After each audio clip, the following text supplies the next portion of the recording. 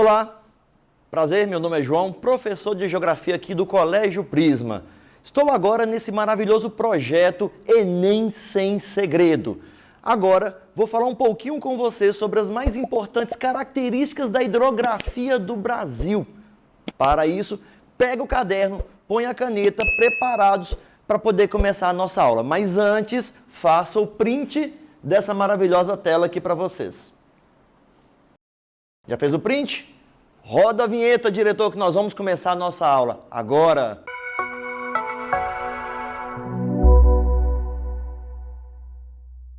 Vamos lá então começar a nossa aula.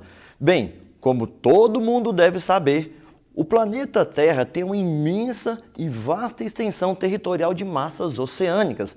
97,5% de água do planeta é água salgada, né? 2,5% é de água doce, como vocês podem ver nesse gráfico que está aqui ao meu lado, tá bom?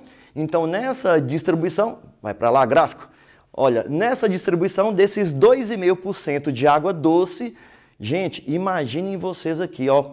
O continente americano, todas as Américas aí, tem 41% de toda essa água disponível no mundo, tá? O Brasil, somente o Brasil, está no topo das maiores reservas de água doce superficial do planeta, com disponibilidade entre 12% a 14% dessa água, tá? Detalhe, vale lembrar que o nosso país tem uma distribuição desigual. Algumas regiões são bastante ricas em água, né, como a bacia amazônica, certo? Que abarca algo em torno de 68% de toda a água doce disponível, ao passo que o contingente populacional não passa de 8%.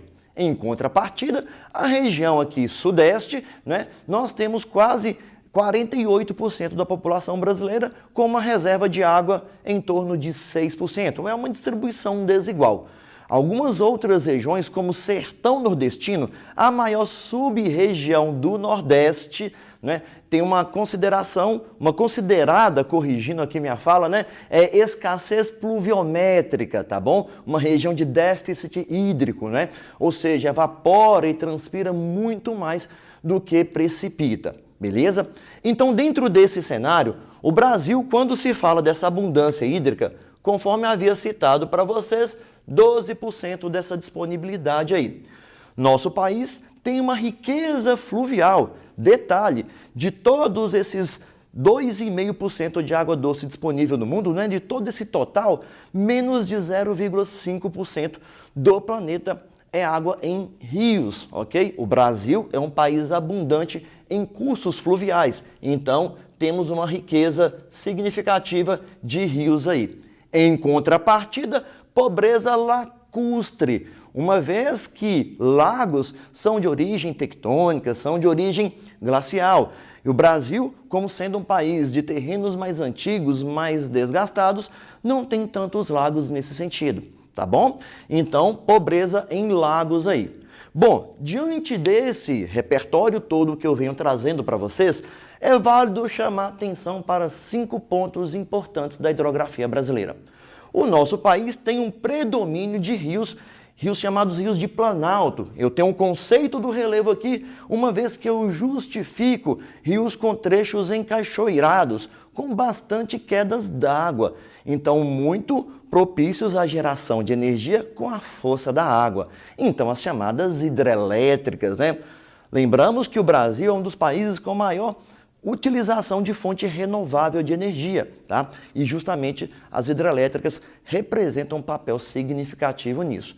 Então, rios de planalto, tá? Rios que são considerados perenes em sua maioria. O que são perenes, João?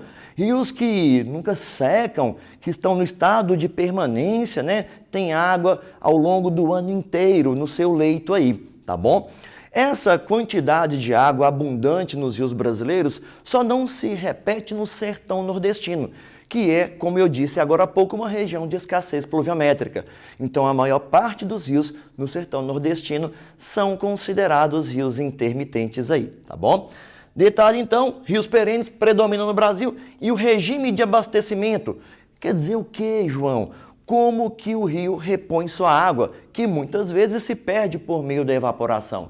Regime pluvial, principalmente pluvial num sistema tropical, já que vale ressaltar que o Brasil, em função da sua imensa extensão territorial, detalhe, 92% do nosso país, né, dos 8 milhões e meio de quilômetros quadrados, está situada na zona intertropical, região muito quente e bastante úmida em todo o território, em toda a área global, digamos assim, tá bom? Então, regime de abastecimento pluvial. Eu sei que alguém deve estar pensando no rio Amazonas. Detalhe, a nascente do Amazonas é fora do nosso país, então ali recebe um regime misto, já que também vai receber água do derretimento do gelo da Cordilheira dos Andes. Então, é comum falarmos regime pluvial nival, tá bom? Mas uma pequena exceção. Bom, além disso, vale chamar a atenção sobre a drenagem. O que é a drenagem? Para onde a água do rio está indo? Para onde essa água vai?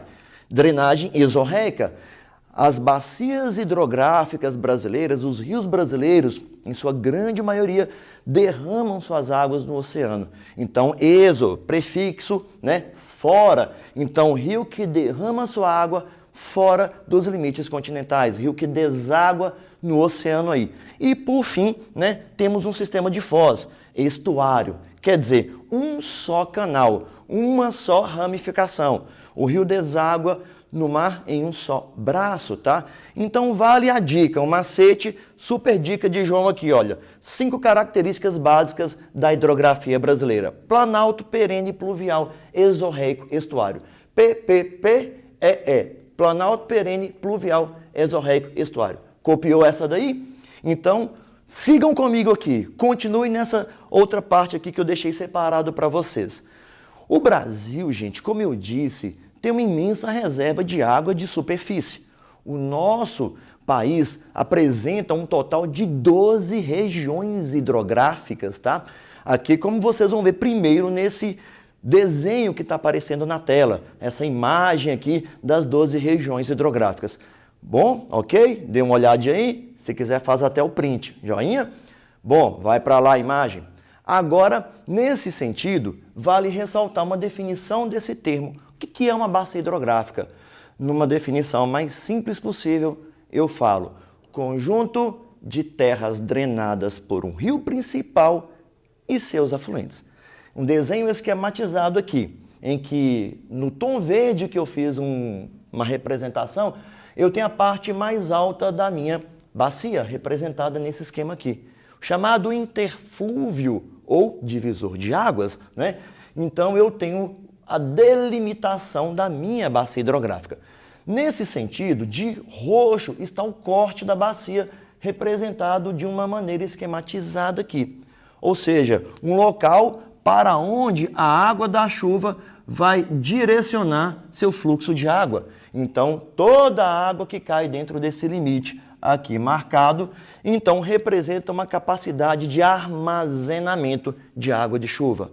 Detalhe, o rio mais baixo dessa bacia é o rio principal, que está aqui então de azul, cruzando com a linha roxa, encontrando aqui no meio desse esqueminha aqui. Tá legal? Pessoal, fiquem atentos, uma vez que eu tenho algumas palavrinhas que em outro momento a gente irá tratar. Nascente ou cabeceira, onde o rio nasce, onde ele aponta. Aqui eu tenho a parte onde ele deságua, chamada de foz, ou exutório, como alguns costumam chamar, né? Como eu disse agora há pouco, o sistema, né? Como o rio deságua, foz, nesse caso, representei com um só canal, estuário, tá bom? O rio que deságua no rio principal da bacia é o afluente, como o exemplo foi esse aqui que eu desenhei para vocês, ó. Aqui é o afluente. O outro que deságua no afluente é o subafluente e por aí vai se seguindo, tá bom? Bem, uma definição muito simples para a bacia hidrográfica está aqui para vocês, mas bastante completa. E diante disso, vale chamar a atenção para o nome das mais importantes bacias que eu tenho no Brasil. As bacias hidrográficas principais representam 80% do nosso território e uma carga muito grande de águas aqui. Temos a bacia amazônica, que é a bacia que reúne o maior rio de água doce do planeta, tanto em volume quanto em extensão, né? Nós temos o rio Amazonas com 6.992 quilômetros aí. Ok? Temos a bacia do Tocantins-Araguaia, situada ali na faixa do Tocantins, onde o rio Tocantins é o segundo maior rio totalmente brasileiro. Aqui eu já tenho um detalhe da Bacia do São Francisco, chamada também de Bacia da Integração Nacional, em que eu tenho o maior rio totalmente nacional. Maior rio brasileiro, São Francisco, segundo maior rio totalmente brasileiro, Rio Tocantins, tá? Maior rio do planeta, Rio Amazonas. E aqui o conjunto das bacias principais sendo fechadas. A Bacia Platina, que é ramificada entre bacias dos rios Paraguai, Paraná e Bacia do Uruguai. Então é isso. Dentro dessa classificação, então nós temos um total de 6 bacias principais. Essas 3 primeiras e somado essas outras 3 aqui, que alguns autores juntam chamando apenas de Bacia Platina. Esse breve ponto trabalhado sobre hidrografia foi justamente para ir bem de forma cirúrgica na resolução das suas questões do Enem. Espero que tenham gostado. Se gostou, dá um joinha, curta, compartilhe, se inscreva no nosso canal e um abraço, um beijo, um queijo, como todo mineiro diz. Valeu!